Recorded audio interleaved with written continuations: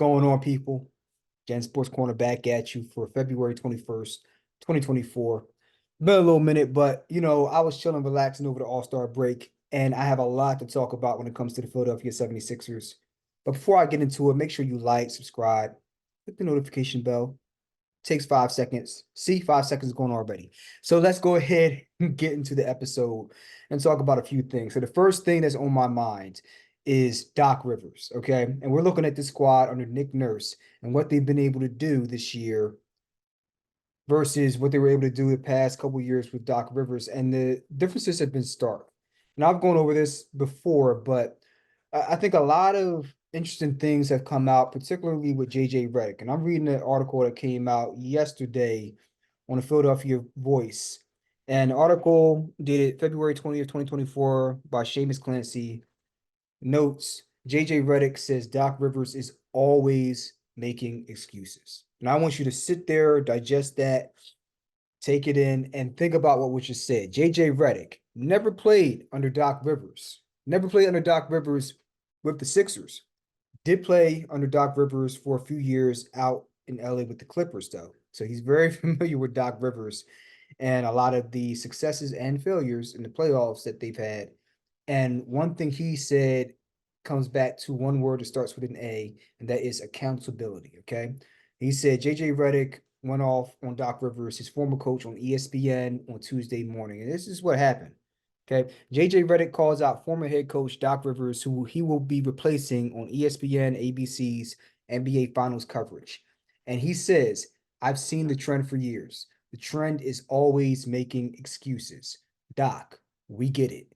Taking over a team in the middle of the season is hard, but it's always an excuse. That is a pretty strong sentiment right there. I don't know about you, but that's a damning statement right there. All right, and you look at some of the background here. Like I said, he didn't overlap, but he played for 4 years on the dock with the Clippers from 14 to 17. I believe PG was out there as well as Chris Paul. And much like Rivers Sixers teams, I'm reading here, those Clippers teams had star power, and with Chris Paul and PG, they were winning 50 games a year, but they could never win in the playoffs, man. They always choked. And they blew at least one 3-1 lead in one of their playoff runs, if not another one under him with the Clippers.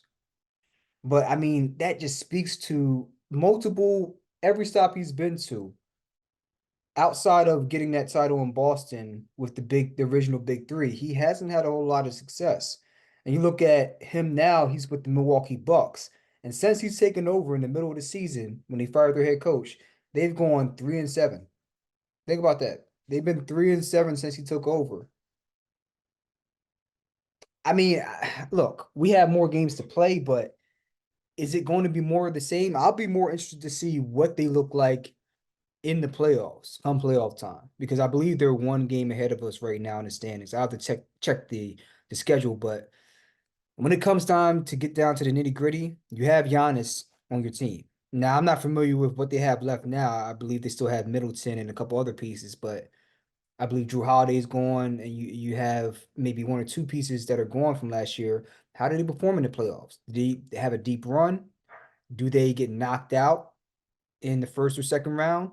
Do they get knocked out in spectacular fashion? That's what we're. Do they have a lead and then lose? See, it's so upsetting. Even the dog in the background, if you can hear him, is upset that I'm even talking about Doc Rivers right now. He's upset. He's upset. He's thinking about all the playoff losses. He's thinking about those playoff. He's thinking about the lead we blew last year in the playoffs. I think against the Celtics, right? And then the year before that, choking in the playoffs, right? He's over it now. Okay, the dog's okay, but he was having PTSD for a second because of that, just like we all do in the Philadelphia area, the South Jersey area. Right. So you have to wonder, Nick Nurse, all the things he's done with this squad, even with Embiid being out, being hurt, they still find a way to put up points. Right. And even with Embiid, when he was in, he had Embiid playing completely differently. He looks like, as great as he was as an MVP last year, he looks like he's taking his game to a whole new level. And hopefully he comes back healthy with 1 to 2 weeks left to go in the season, and we're able to get him back for the playoff run. And I'll give an update on the medical status. I think in another 2 weeks, they're going to go and give a follow-up on the knee scope he had 2 weeks ago. So that'll be a month after the original scope. They're going to go ahead and have a follow-up visit and see what the knee looks like. Now, mind you, he had a flat that was loose in the meniscus, and they had to go in and repair that. So it wasn't as if he had a blown out ACL or LCL or MCL or anything like that. It wasn't like the meniscus was all the way torn. However, you have to question whether that injury came from being landed on, or whether that was a progressive injury that finally gave his knee finally gave out in that moment. Was that a progressive injury from all the stress? Because mind you, leading up to that injury in the Warriors game, he was taking a lot of maintenance days off for knee soreness, which he always has. But you have to wonder, with that knee soreness, taking days off, was it something that was progressive that was going to eventually fail on him? Now, I went to a seminar 2 weeks ago, and the topic was I went to a PhD seminar a couple weeks ago, and the topic was for people that have bone breaks, do they have increased risk when they're on NSAIDs? That would be um, non-steroidal anti-inflammatory drugs. So aspirin, ibuprofen, things like that. When you take them for prolonged periods of time, you increase the risk of bone fractures.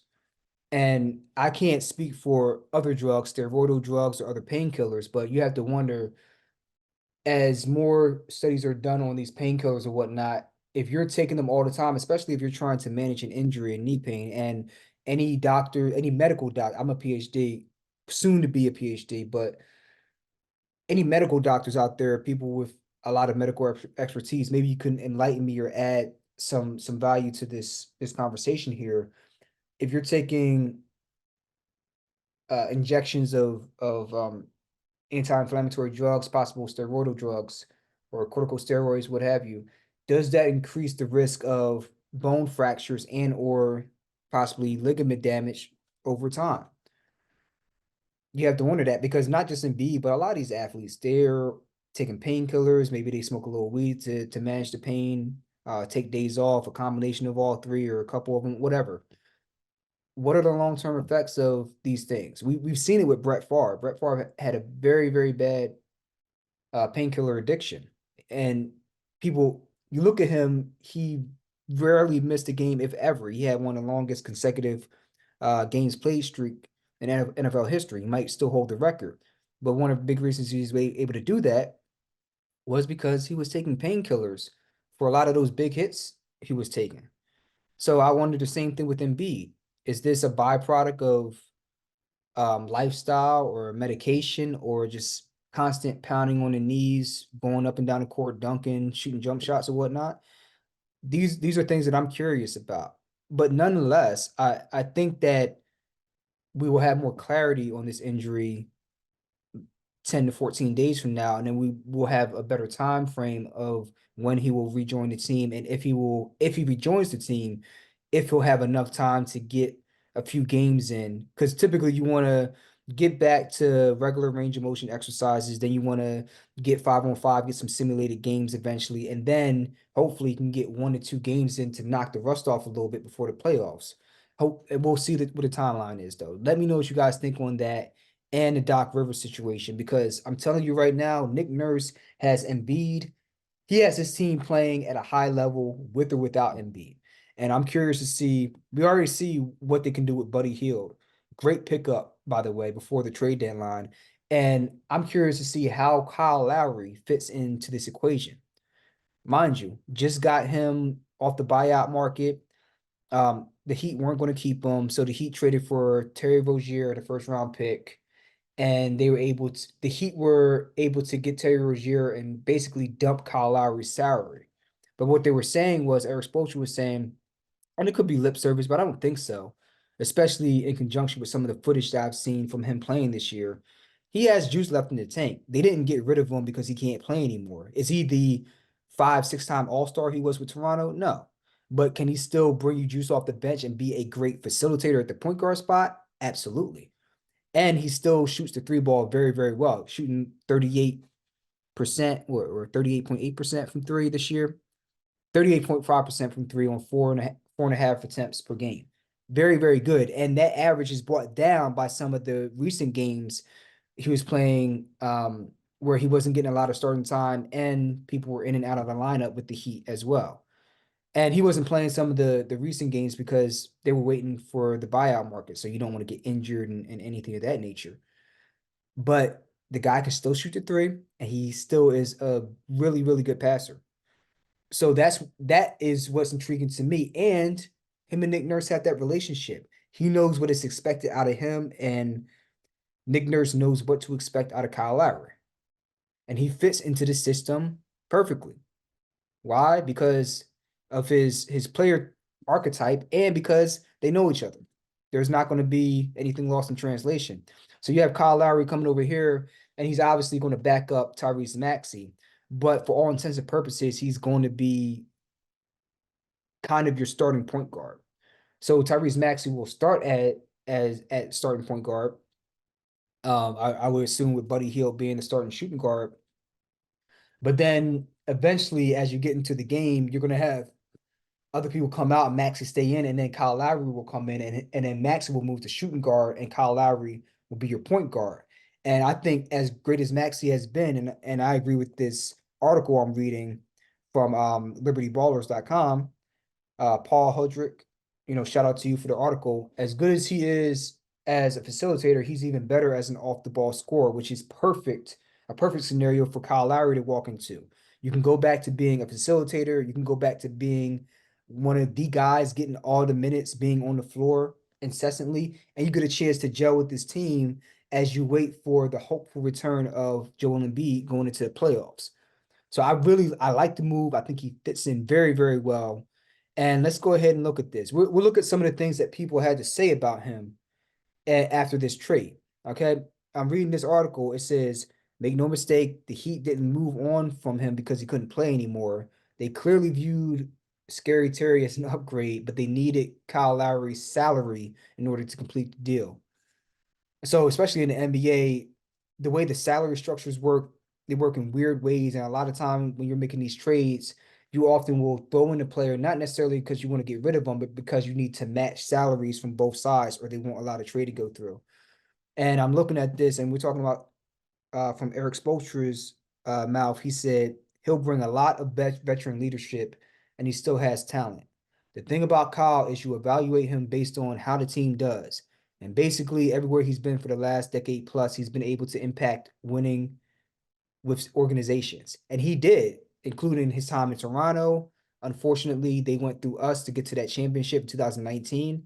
And then with the Heat last year, they didn't win it, but a big part of their run was, guess who? Kyle Lowry. He didn't get as much time as he was getting in Toronto, but when they did bring him off the bench, he was making impactful big time plays in big moments, big shots, big buckets. So that's what you're looking for out of Kyle Lowry. Limit his minutes and allow him to be as fresh as possible so you still get that impact at the point guard spot. And honestly, you'll have no drop off when the second unit comes in because Kyle Lowry is still better than the majority of point guards in this league, even at this stage in his career. So I think it's just a great move. I'm really excited to see. Obviously, I'm excited waiting for Embiid to get back if he can this year, but I'm even more excited to see how this team gels and comes together and really turns into a unit over these next 15 to 20 games with Kyle Lowry, Buddy Hield, Tyrese Maxey, Tobias Harris, and then Paul Reed and the squad as it is assembled as of today. I want to see how they progress because we're right there in the mix. I think we're fifth right now in the Eastern Conference, but we're only one game back of the 4 seed, which might be the Hawks or something. I can't remember, but they're right there. Everything's there for the taking. Okay. So going into the stretch, they got to be focused and continue to trust the system and incorporate the new players into this. So you look at their schedule on some of the next games here, and the first one is the Knicks tomorrow night. You have the Knicks tomorrow night in Philly, 7 o'clock. The Knicks, they are the 5th seed. They are a half game ahead of us. We are 32-22. They are 33-22. So tomorrow night is a good opportunity to immediately jump into the 4 spot. And then you have another game after that. I can't remember who they play, but then the next game that I'm looking forward to coming up soon is playing Milwaukee. We get our first chance to play Doc Rivers. That is going to be a hell of a reunion. It just is. I mean, that's got to be syndicated TV. I'm going to look at the schedule here. Okay, so we play the Cavaliers on Friday night. So Thursday, tomorrow is the Knicks. Friday night as the Cavaliers, they're like sitting in the 3 or the 2 spot. And then we have the Bucks on Sunday night ABC. And then the Celtics on Tuesday TNT. So I look at the Bucks on Sunday and the Celtics on Tuesday. The Celtics one is a primetime game, obviously on TNT, but I still view this Bucks game as a primetime game. Sunday, the 25th, that is going to be a great storyline. If they beat Doc, and especially if the Bucks don't look good, that's going to play into the narrative for us and for the and I keep saying Buccaneers and for the Bucks. Is that going to demoralize them even more and make them question their decision even further? I don't know, but it's certainly going to make for interesting press on First Take and all those nationally syndicated sports shows. So we will see. But let me know what you guys think in the comments below. I'm going to get to some boxing on my next video. We're going to circle back to the Sixers after their game with the Bucks and with the Celtics. And then I'm going to pivot to the Phillies on the next one because a couple of big moves being made as well as some news that came out about them as well. Bryce Harper permanently moving to first base along with other things. So let me know what you guys think in the comments. Are you with the move to bring Kyle Lowry in? Are you against it? What do you think of Buddy Hield so far? How do you think he fits in? And how do you think this team is going to gel down the stretch? And was Doc Rivers always the problem? Let me know in the comments, and I'll see you on the next one. Peace.